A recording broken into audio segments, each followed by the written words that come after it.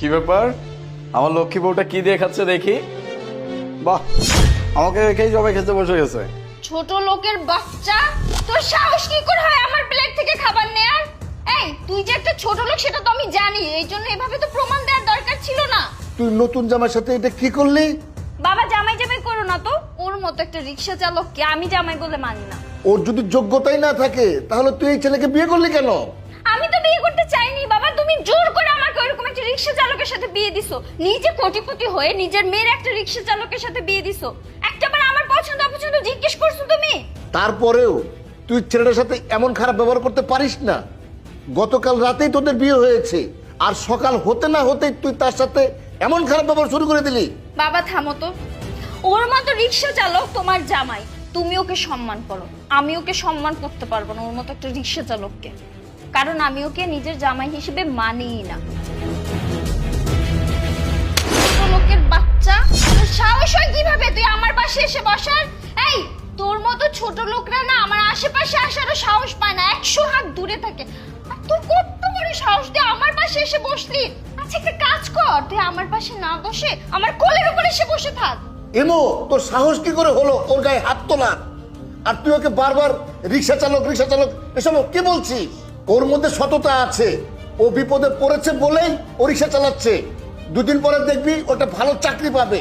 বাবা, ওর মতো একটা রিক্সাওয়ালা চাকরি পাবে সেটা না তুমি বিশ্বাস করতে পারো, আমি বিশ্বাস করতে পারতেছি না। অবশ্যই ও চাকরি পাবে, কেন পাবে না? ও অবশ্যই চাকরি পাবে, এটা আমি মনে প্রাণে বিশ্বাস করি। বাবা তোমার বিশ্বাস করতে হয় তুমি করো। এই ছোট লোকের বাচ্চা, এক্ষুনি আমার বাসা থেকে বের হয়ে যা। আর তুই যদি আমার বাসা থেকে বের না হোস আর আমার পাশে বসে খাওয়ার চিন্তা ভাবনা করিস, আমি এক্ষুনি এই মুহূর্তে বাসা থেকে বের হয়ে যাব। না না, তোমার কোথাও যাইতে হবে না। আমি তো রিক্সা চালক, গরিব মানুষ, এই এত বড় টেবিলে বসে খাওয়ার অভ্যাস আমার নাই। আমি আমার খাবারটা নিয়ে নিচে বসতেছি, এই অভ্যাস আমার আছে। ছোটবেলা থেকে খাইছি তো, সমস্যা নাই। তোমরা তোমরা আরাম করে খাও।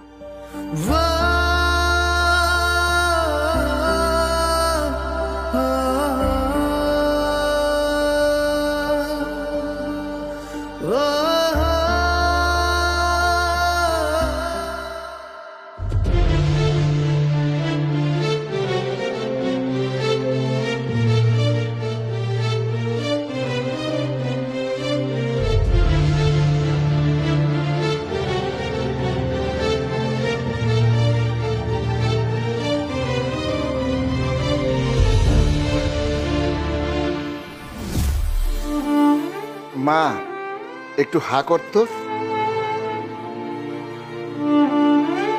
আরে বাবা, বলানি কোনে কিসের মিষ্টি নিয়ে আসলে? তোর জামাই বিসিএস পরীক্ষা পাশ করেছে, কিছুদিনের মধ্যে ও ম্যাজিস্ট্রেট হয়ে যাবে।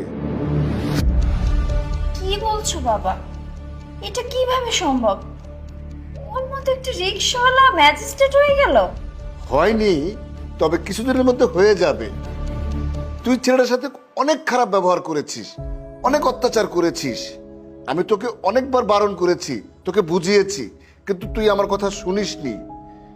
ছেলেটার প্রতি আমার বিশ্বাস ছিল একটা ভালো কিছু করে দেখাবে, এবং সে সেটা করে দেখিয়েছে। বাবা, আলিফ কই? আমি একটু ওর সাথে দেখা করে ক্ষমা চেয়ে নিতাম।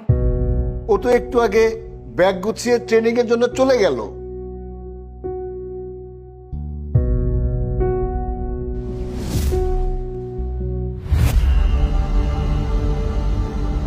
বাবা, বাবা।